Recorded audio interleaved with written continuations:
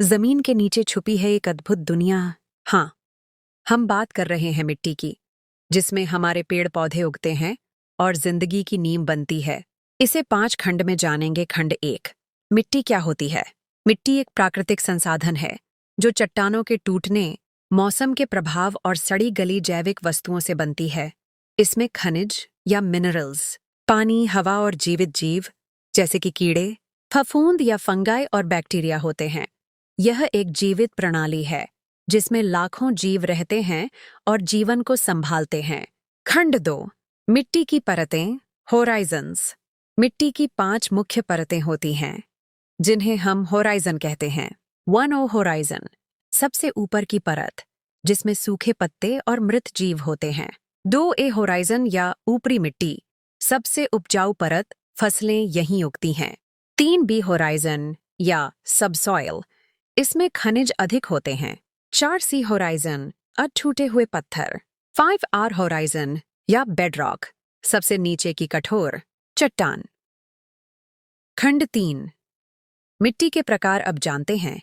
मिट्टी के 5 प्रमुख प्रकार जो भारत के अलग अलग क्षेत्रों में पाई जाती हैं। नंबर 1, रेतीली मिट्टी या सैंडी सॉइल। ये मिट्टी बहुत झरझरी होती है, पानी को जल्दी सोख लेती है और निकाल भी देती है। राजस्थान जैसे रेगिस्तानी इलाकों में पाई जाती है।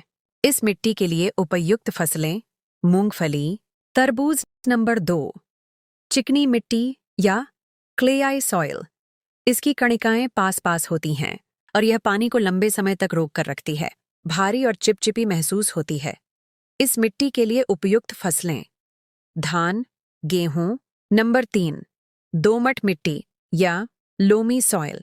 यह मिट्टी बालू, गारा और चिकनी मिट्टी का संतुलित मिश्रण होती है।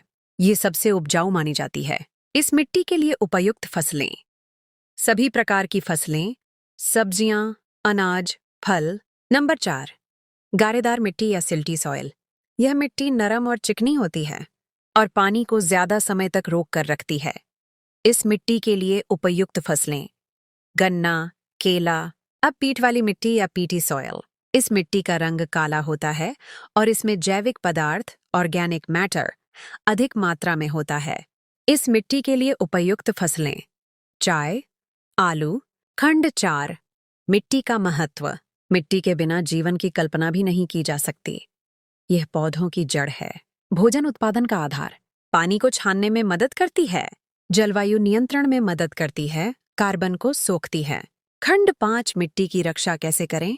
आज के समय में मिट्टी प्रदूषण या सॉइल पोल्यूशन बढ़ता जा रहा है, इसलिए हमें इसके बचाव के कुछ तरीके अपनाने चाहिए। जैविक खाद का उपयोग करें, ज्यादा चराई या ओवरग्रेजिंग से बचें, ज्यादा से ज्यादा पेड़ लगाएं, फसल चक्र या क्रॉप रोटेशन अपनाएं।